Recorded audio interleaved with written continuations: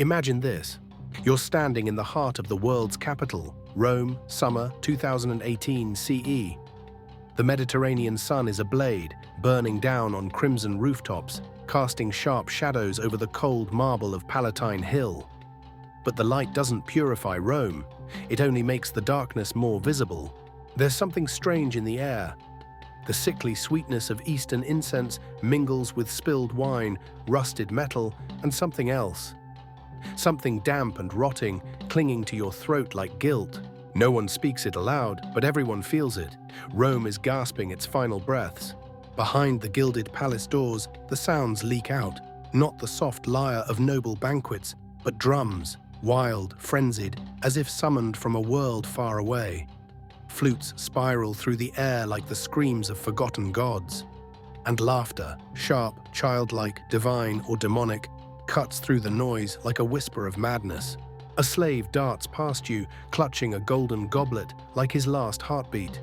His eyes flick in all directions, face pale as ash, as if he's seen something not meant for mortal eyes. He's afraid, but he doesn't run. In the shadow of the throne, a child, not Caesar, not Augustus, but a 14-year-old Syrian boy, lips painted, eyes lined, crowned with the sun, dressed in gold-stitched robes, seated as if born to command heaven and earth. They call him Elagabalus, but that's not his real name. That is the name of his god. Because Elagabalus doesn't just rule, he claims to be divine. And Rome must kneel. He governs not by law, not by sword, not by heritage. He governs by intoxication, by beauty, by belief, and by chaos. And the most terrifying part? It's not that he brought Rome to ruin, it's that he made Rome realize, if you destroy all the rules, something freer, more beautiful, and far more dangerous could take its place. This isn't the story of a king. This is the tragedy of a god who wandered into the world of mortals, bringing fire, not to warm, but to burn an entire civilization to ash. Before the chaos, before the dresses, before Rome trembled, there was a temple, a mother, a boy, and a stone, black as night, heavy as fate. Emesa, city of sun and secrets. The Roman world called it Emesa, a distant eastern city in the province of Syria. To most Romans, it was dust, incense, strange gods, and stranger people. But to those who lived there, Emesa was a world between worlds, where east met west, where Rome ended and the divine began. At its center stood the temple of Elagabalus, the god of the rising sun, worshipped not through quiet prayers, but through ecstatic frenzy, drums, blood, dance, sacrifice. Within that temple was a black meteorite, said to have fallen from the heavens, not a symbol, but a manifestation, the god himself, untouched by sculptors, unbound by shape, raw, absolute, alien. This was not Jupiter with his thunderbolt, this was not Mars in armor, this was something older, wilder, unknowable. The birth of the vessel. It was in the shadow of this temple that Varius Avitus Bassianus was born. His lineage was noble, tied to Roman emperors by blood and fiction. But blood alone meant nothing in the empire. Belief, that was the real currency, and his mother, Julia Soaemias, understood this better than any senator in Rome. She was no ordinary matron. She had been raised in the palatial salons of Antioch, schooled in politics, seduction, and myth. Her aunt, Julia Domna, had been empress. Her family had survived emperors and assassins alike. Soaemias looked at her son, pale, delicate, and strangely radiant, and did not see a child. She saw a god in waiting, a childhood in smoke and song. While Roman boys were drilled in rhetoric and war, Varius was led through corridors of velvet and fire. He learned not how to debate, but how to summon. Not how to command troops, but how to channel a deity through his body. At 7, he danced barefoot through blood in temple rites. At 10, he fasted for days until visions came in tongues no Roman could speak. At 12, he led priests in processions that blurred the line between theater and possession. In Emesa, the sacred was not distant, it was sensual. The divine was not masculine or feminine, it was both, or neither. And in this world, Varius flourished. He didn't imitate the god, he became the god, the spark of ambition. By the time he was 14, Emperor Macrinus ruled from Antioch, having murdered Caracalla and claimed the throne. But the legions in Syria, proud, underpaid, resentful, were restless. And Julia Soemia saw her moment. She began a whisper campaign as bold as it was blasphemous. This boy is not just a priest, he is Caracalla's bastard, born of divine union. His father was an emperor. His soul belongs to a god. It was a lie, but a powerful one. A lie that gave desperate men something to believe in. The anointing picture it. The Syrian camp of Legio III Gallica, May 218th CE. Hot wind, clanging armor, the muttering of disillusioned men. And into this tension walks a painted boy, clad in imperial purple, face adorned like a bride of heaven. He does not address them with commands. He sings, he dances, he invokes. At his side, Soemius declares, "This is no ordinary boy. He is your rightful emperor.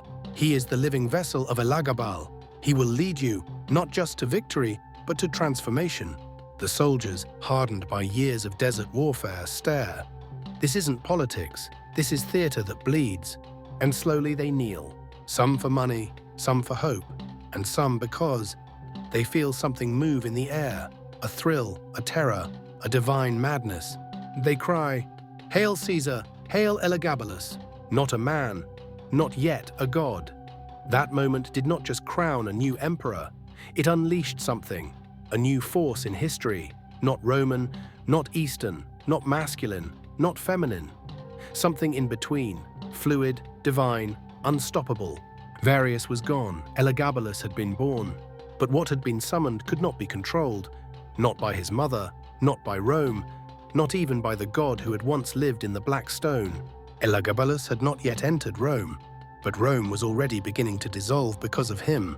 He didn't need to seize the empire by the sword. He did it with something far more dangerous.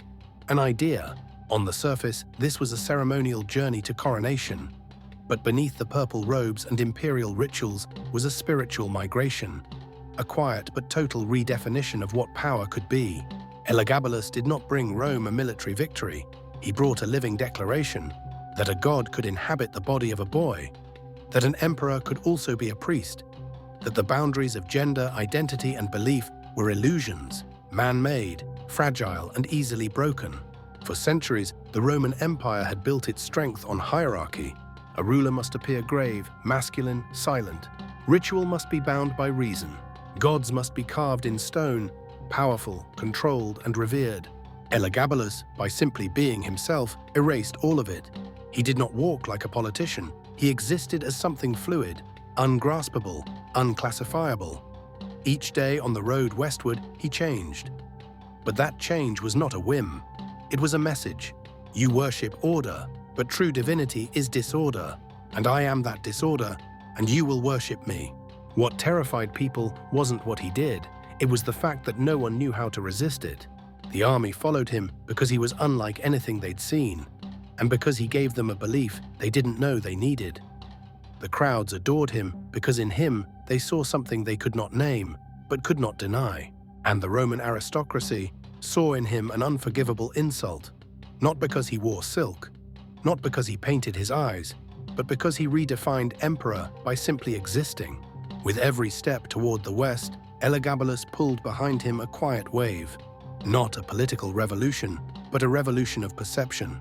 If a Syrian boy, half god, neither man nor woman, could become Caesar, then all of Rome's sacred definitions were nothing but crumbling paper. And then he arrived. Not to ask permission, not to bend the knee, but like a fever spreading through the arteries of a dying empire. What if power wasn't control, but surrender? The gates of Rome had opened. But what entered wasn't just an emperor, it was a rupture, a fault line in the bedrock of Roman identity, and it would not heal. The boy emperor who now sat on the throne was no longer just a vessel. He was now the source. Elagabalus ruled not through policy or force, but through a new, terrifying logic.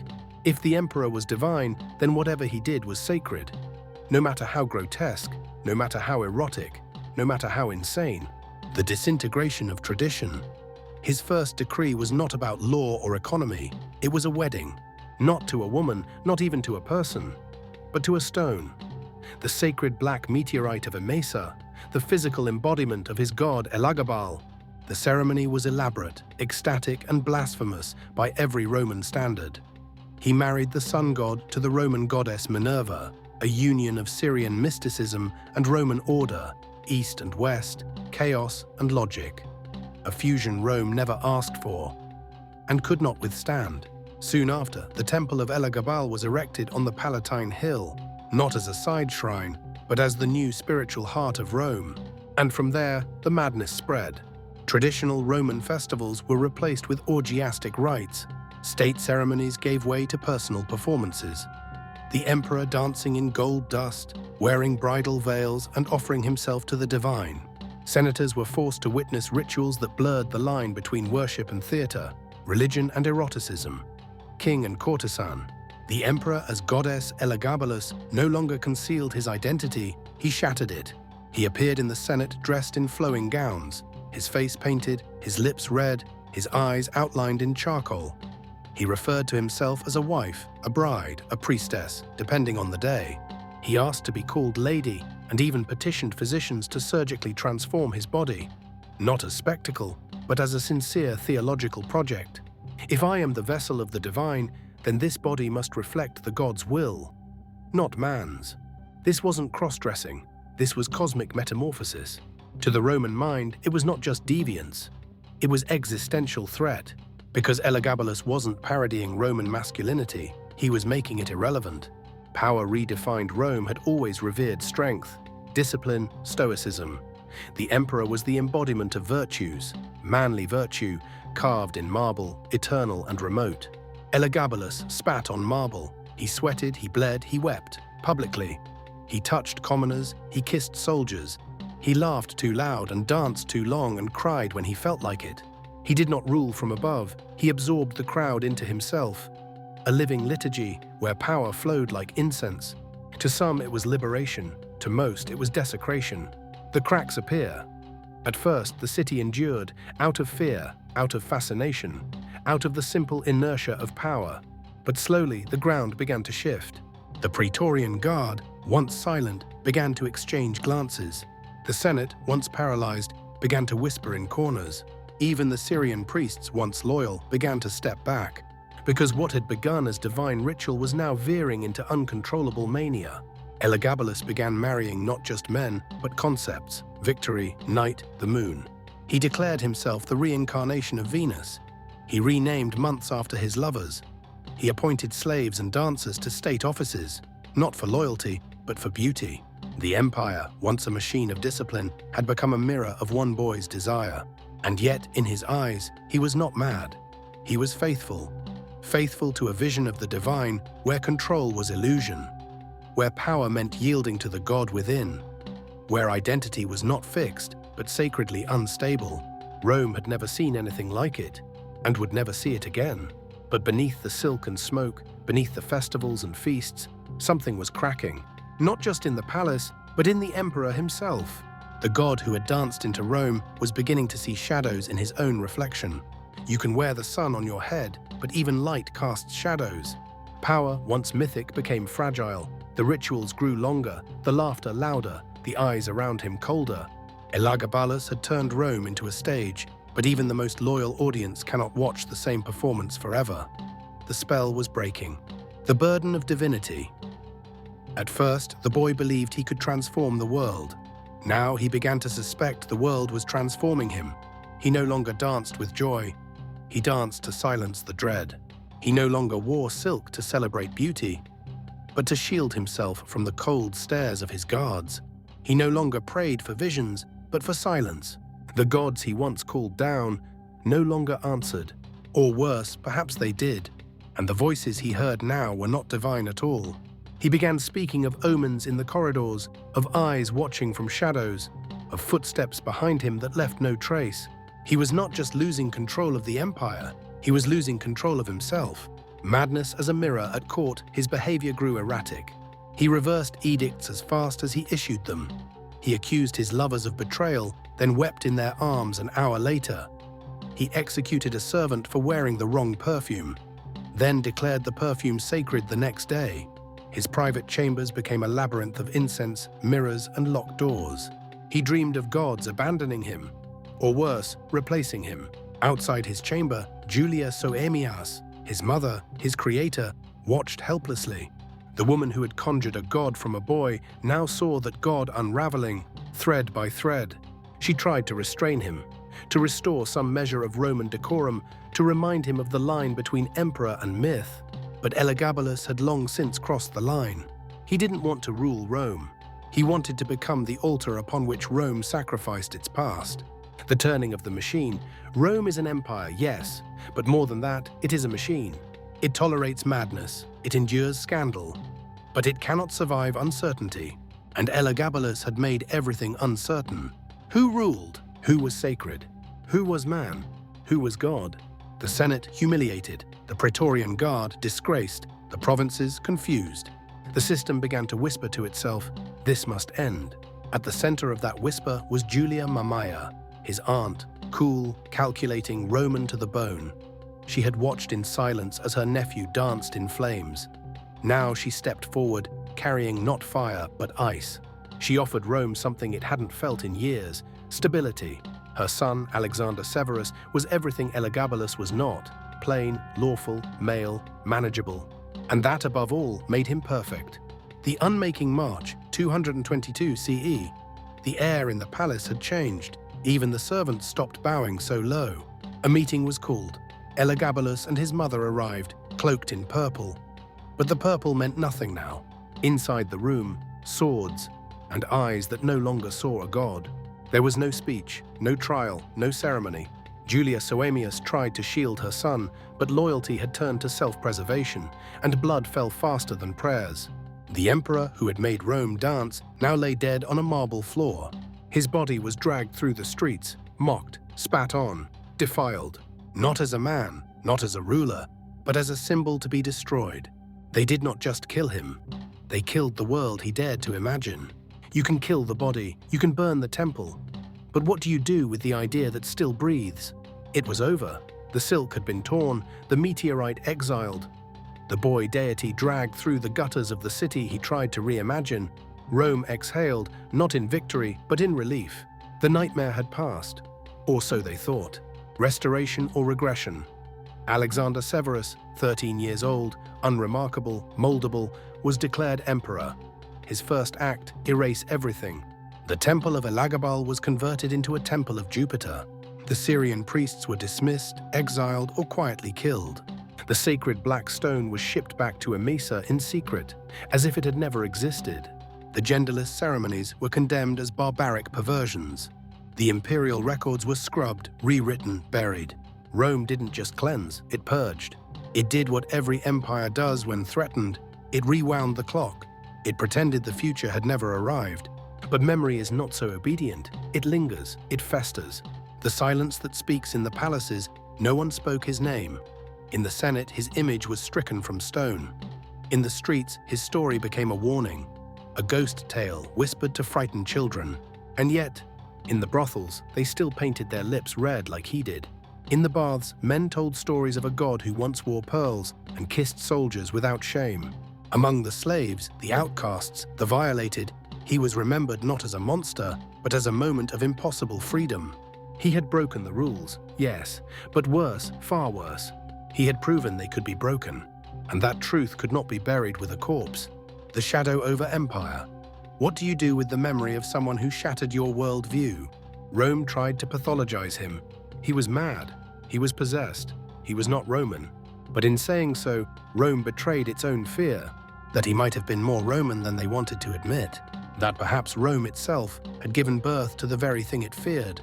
For centuries, Roman masculinity had stood on a pedestal carved from conquest and stoicism.